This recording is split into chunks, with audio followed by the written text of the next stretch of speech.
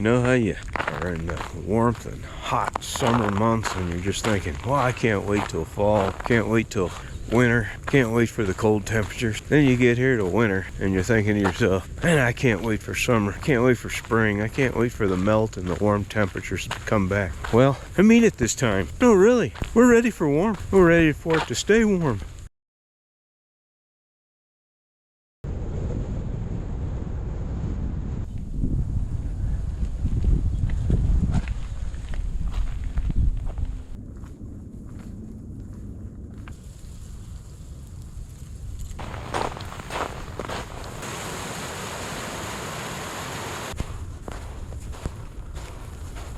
Greetings from Colorado.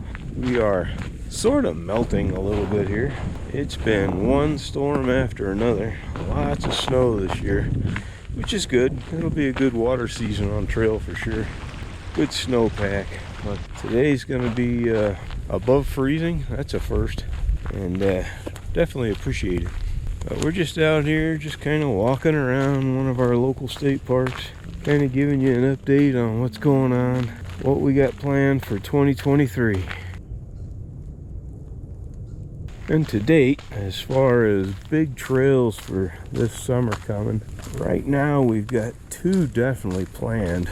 Gonna meet up with Hashtag down in the Weminuche Wilderness, and we're gonna complete segment 24 that we never got to complete back in 2019 when we did our Colorado Trail through hike. We had to take the alternate down into Silverton because of the avalanche problems. So this year we're gonna meet him down there, do a little hiking down in the San Juans, do all of segment 24. We'll start where we left off. And Hashtag, he's coming up from the south. I think he's gonna take the train in and get dropped off on trail. Should be a fun adventure for him. And then right about where the Colorado Trail and the Continental Divide Trail split again, we're gonna meet him there, some lake. It's on a map. I don't know if there's a trail to it or not, but we're gonna meet him at a lake, catch up, spend the night there, and then we're gonna head off down on the segment 24 down to the Elk Creek drainage. So that should be really fun.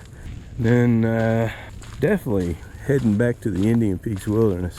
I know that might come as a shock to most people, but we're going back.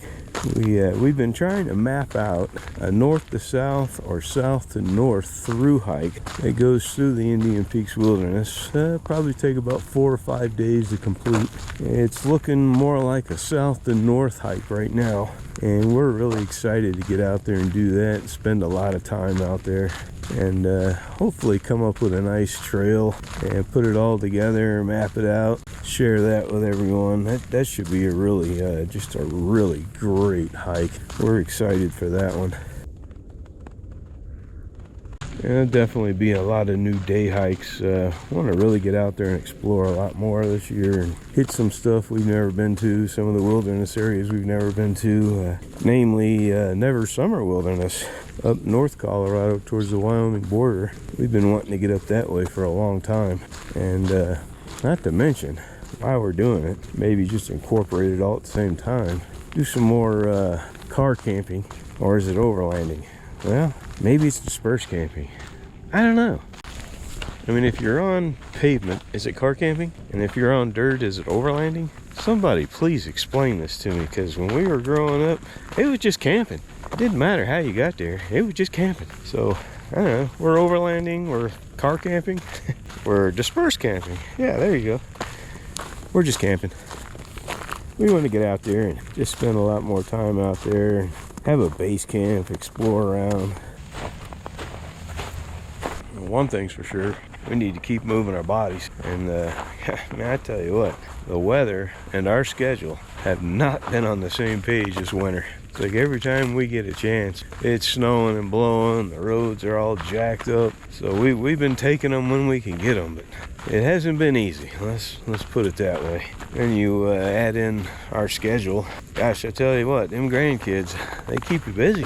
So we have the 4, and any day now there's gonna be a 5th. I mean, we're getting to the point where we can say Brady Bunch, Partridge Family. I don't know, maybe it was 8 is enough. But gosh, you know, birthdays and holidays, and Even a grandparents' day at the school, we proudly accepted that one. That was a lot of fun. But yeah, it's been so busy, and that and the weather and everything else. Crazy winter for us.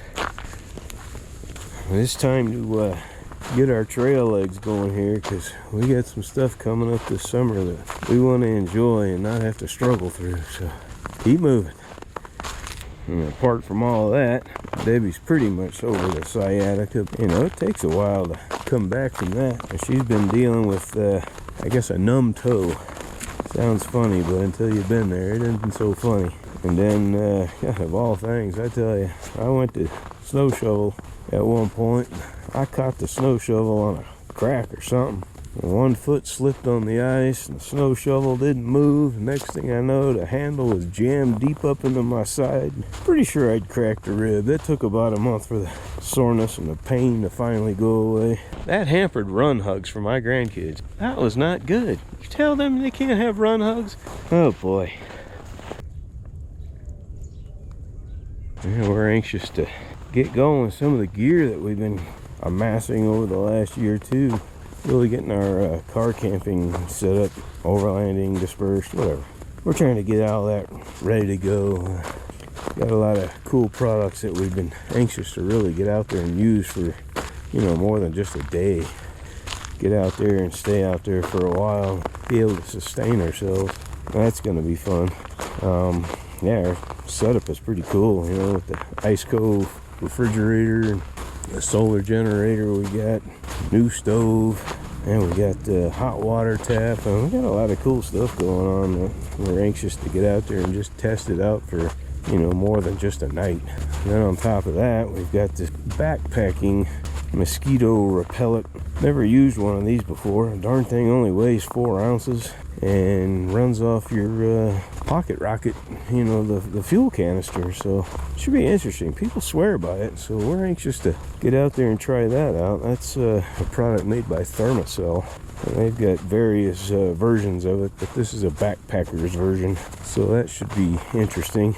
And we've seen lots of people talking about it. They swear by it, so Debbie will be the ultimate test because they love her. One question we got, maybe everybody can help us out. We're looking for some good camp chairs. Nothing to backpack with. We're talking dispersed, car, overland, whatever, car camping. Something that folds up, not too worried about the weight. Something that's going to be comfortable. We'd really like a couple of nice chairs, so if anybody's got any good recommendations, we'd certainly like to look into it. The chairs we have are, good lord, they're probably 20 years old or better. Well, they're just not as comfortable as they used to be, and they're starting to kind of get thin and frayed. So we're looking to replace those. If anybody's got any good recommendations, we're listening.